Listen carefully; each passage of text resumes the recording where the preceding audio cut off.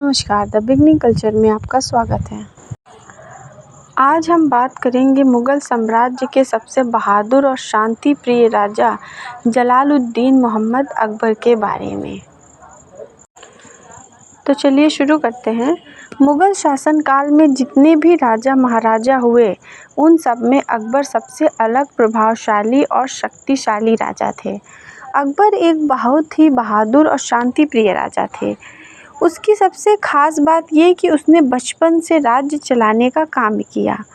अकबर तीसरे मुग़ल सम्राट थे जो कि महज 13 साल की छोटी सी उम्र में मुग़ल राजवंश के सिंहासन पर बैठ गए थे और उन्होंने अपने मुग़ल साम्राज्य का न सिर्फ काफ़ी विस्तार किया बल्कि हिंदू मुस्लिम एकता पर बल देने के लिए कई नीतियाँ भी बनाई। अपने शासनकाल में शांतिपूर्ण माहौल स्थापित किया एवं कराधान प्रणाली को फिर से संगठित किया। उन्हें अकबर-ए-आज़म, शहंशाह अकबर के नाम से भी जाना जाता था। अकबर खुद अनपढ़ होने के बाद भी शिक्षा सबसे ज़्यादा महत्व देते थे, लेकिन वे एक बुद्धिमान और ज्ञानी शासक थे जिन्हें लगभग सभी विषयों में असाधारण ज्ञान प्राप्त था। इसलिए उनके शासनकाल में कला, साहित्य, शिल्पकला का काफ़ी विकास हुआ था। उसने अपने राज्य में सभी के लिए, विशेष रूप से महिलाओं के लिए शिक्षा पर ज़्यादा ध्यान दिया था। उनके द्वारा किए गए नेक कामों की वजह से उन्हें अकबर महान कहकर भी बुलाया गया था। वे सभी धर्मों को आदर सम्मान देने वाले महान योद्धा थे। कई अलग अलग धर्मों के तत्वों को इकट्ठा कर अकबर ने नया संप्रदाय दीन-ए-इलाही की स्थापना की। उनकी पहचान सभी मुग़ल शासकों में एकदम अलग थी।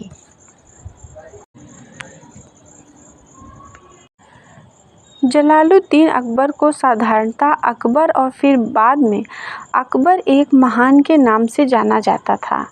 वो भारत के तीसरे और मुग़ल के पहले सम्राट थे। वो 1556 से उनकी मृत्यु तक मुग़ल साम्राज्य के शासक थे। अकबर मुग़ल शासक हुमायूं के बेटे थे जिन्होंने पहले से ही मुग़ल साम्राज्य का भारत में विस्तार कर रखा था। 1539 से 1540 में चौसा और कन्नौज में होने वाले शेर शाह सूरी से युद्ध में पराजित होने के बाद हुमायूं की शादी हमीदा बानो बेगम के साथ हुई। जलालुद्दीन का जन्म 15 अक्टूबर 1542 को सिंध के उमरकोट में हुआ, जो अभी पाकिस्तान में है। लंबे समय के बाद अकबर अपने पूरे परिवार के साथ काबुल स्थापित हुए, जहां उनके चाचा कामरान मिर्ज़ा और अस्करी मिर्ज़ा रहते थे। उन्होंने अपना बचपन युद्ध कला सीखने में व्यतीत की, जिसने उसे एक शक्तिशाली, निडर और बहादुर योद्धा बनाया। 1551 के नवंबर में अकबर ने काबुल की रुकैया से शादी कर ली। महारानी रुकैया उनके ही चाचा हिंदल मिर्ज़ा की बेटी थी, जो उनकी पहली और मुख्य पत्नी थी। हिंदल मिर्ज़ा की मृत्यु के बाद हुमायूं ने उनकी जगह ले ली और हुमायूं ने दिल्ली को 1555 में पुनर्स्थापित किया और वहां उन्होंने एक विशाल सेना का निर्माण किया और इससे कुछ ही महीनों बाद हुमायूं की मृत्यु हो गई। हुमायूं गुजरने के बाद अकबर ने बैरम खान की मदद से राज्य का शासन चलाया, क्योंकि उस वक्त अकबर काफ़ी छोटे थे। उन्होंने बैरम खान की सहायता से पूरे भारत में हुकूमत की। एक बहुत सक्षम और बहादुर बादशाह होने के नाते उन्होंने पूरे भारत में और करीब गोदावरी नदी के उत्तरी दिशा पर कब्जा कर लिया था। मुग़लों की ताकतवर फौज, राजनयिक, सांस्कृतिक, आर्थिक वर्चस्व के कारण ही अकबर ने पूरे देश में कब्जा कर लिया था। अपने मुग़ल साम्राज्य को एक रूप बनाने के लिए अकबर ने जो भी प्रांत जीते थे, उनके साथ में एक तो संधि की या फिर शादी करके उनसे रिश्तेदारी की। अकबर के राज्य में विभिन्न धर्म और संस्कृति के लोग रहते थे और वो अपने प्रांत में शांति बनाए रखने के लिए ऐसी योजना अपनाते थे जिसके कारण उसके राज्य के सभी लोग काफ़ी खुश रहें। साथ ही अकबर को साहित्य काफ़ी पसंद था और उसने एक पुस्तकालय की भी स्थापना की थी, जिसमें करीब 24,000 से भी अधिक Sanskrit, Urdu, Persian, Greek, Latin, अरबी और कश्मीरी भाषा की किताबें थीं और साथ ही वहाँ पर कई सारे विद्वान, अनुवादक, कलाकार, सुलेखक, लेखक, जिल्दशाज और वाचक भी थे। खुद अकबर ने फतेहपुर सीकरी में महिलाओं के लिए एक पुस्तकालय की भी स्थापना की थी और हिंदू मुस्लिम के लिए भी स्कूल खोले गए।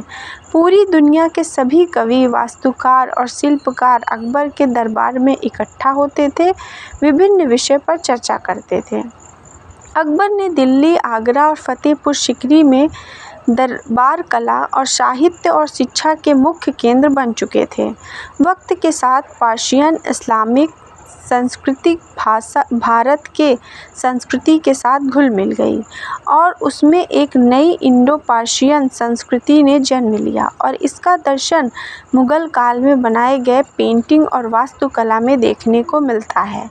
अपने राज्य के एक धार्मिक एकता बनाए रखने के लिए अकबर ने इस्लाम और हिंदू धर्म को मिलाकर एक नया धर्म दीन-ए-इलाही को बनाया, जिसमें पारसी और खिचन धर्म का भी कुछ हिस्सा शामिल किया गया था। जिस धर्म की स्थापना अकबर ने की थी वो बहुत सरल, सहनशील धर्म था और उसमें केवल एक ही भगवान की पूजा की जाती थी। किसी जानवर को मारने पर रोक लगाई गई थी। इस धर्म में शांति पर ज़्यादा महत्व दिया गया था। इस धर्म ना कोई रस्म रिवाज, ना कोई ग्रंथ और ना ही कोई मंदिर या पुजारी था।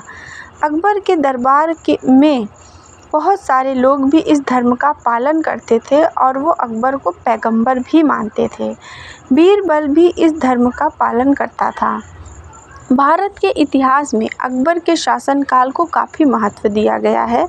अकबर शासनकाल के दौरान मुगल साम्राज्य 3 गुना बढ़ चुका था।